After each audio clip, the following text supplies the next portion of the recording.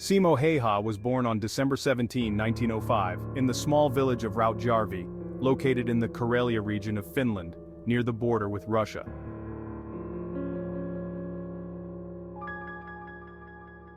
His early life was defined by the rural simplicity of Finnish farm life, where he developed a deep connection with nature and a strong work ethic. Häyhä's upbringing was modest, and he grew up in a large family, where hard work and self-sufficiency were valued. From a young age, he displayed a remarkable aptitude for marksmanship, a skill that would later become legendary.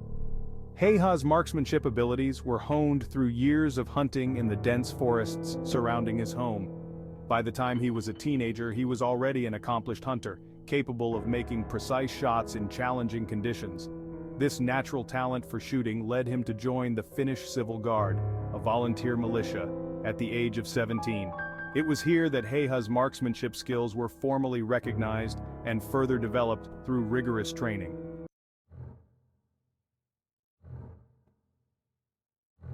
In 1939, Europe was on the brink of war, and Finland found itself in a precarious position. The Soviet Union, seeking to expand its territory, demanded significant concessions from Finland, including border adjustments and military bases. When Finland refused, the Soviet Union launched an invasion on November 30, 1939, marking the beginning of the Winter War. Simo Häyhä, like many Finns, answered the call to defend his homeland.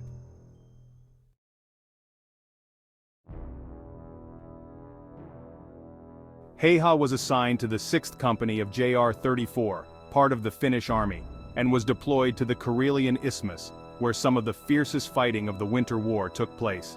Despite being heavily outnumbered and outgunned, the Finnish soldiers utilized their intimate knowledge of the terrain, guerrilla tactics, and unparalleled marksmanship to inflict significant casualties on the Soviet forces.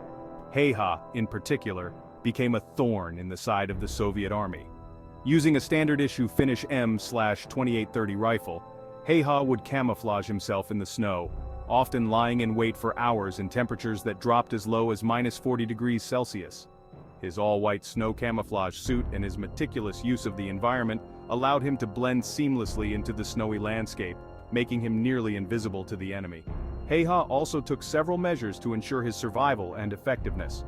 He would pack the snow in front of his position to avoid the muzzle flash from giving away his location, and he would keep snow in his mouth to prevent his breath from revealing his position.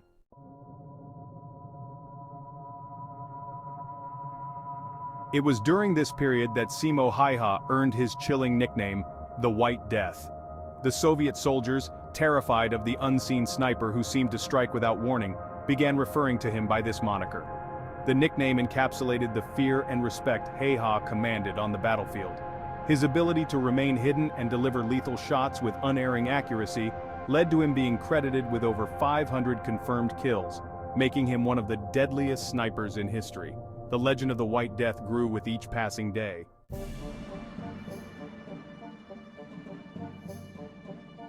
Soviet attempts to eliminate Häyhä included deploying counter-snipers and artillery strikes specifically aimed at his known positions.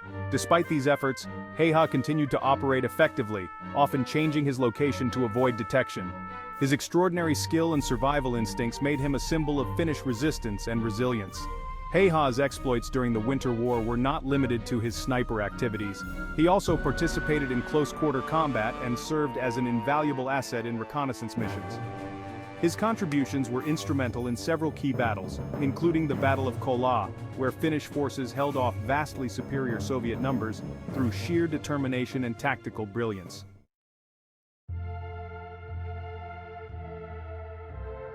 On March 6, 1940, Häyhä's remarkable run nearly came to an end.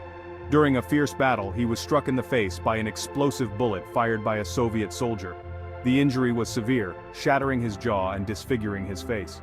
Häyhä was evacuated to a field hospital where he fell into a coma. He remained unconscious for several days and was not expected to survive. However, his incredible willpower and resilience saw him through, and he eventually regained consciousness on March 13, 1940, the same day the Winter War ended with the signing of the Moscow Peace Treaty. The war had taken a tremendous toll on Finland, but the country's fierce resistance and the sacrifices of soldiers like Simo Häyhä had earned it the respect and admiration of the world. Hayha's war was over, but his story was far from finished. Despite his debilitating injuries, he made a remarkable recovery, undergoing multiple surgeries to reconstruct his shattered face. His spirit remained unbroken, and he eventually returned to his farm, resuming the life he had left behind.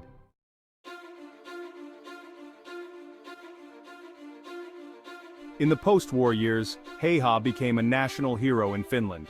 His incredible feats during the Winter War were celebrated, and he received numerous commendations for his bravery and service. Despite his fame, Hayha remained a humble and private individual, preferring the quiet solitude of his rural life to the spotlight. He rarely spoke of his wartime experiences, maintaining a stoic silence about the events that had made him a legend. Hayha's legacy as the White Death continued to grow over the years, with his story being told and retold in military circles and popular culture. His marksmanship skills and tactical acumen became the subject of study for snipers and military historians around the world. His ability to remain calm under pressure and his unwavering dedication to his country served as an inspiration to countless individuals. Simo Häyhä lived a long and fulfilling life, passing away on April 1, 2002, at the age of 96. He left behind a legacy of extraordinary courage and resilience, a testament to the indomitable spirit of the Finnish people. The White Death's story remains a powerful reminder of the impact one individual can have in the face of overwhelming odds. His life and achievements continue to be celebrated as a symbol of national pride and a beacon of inspiration for future generations.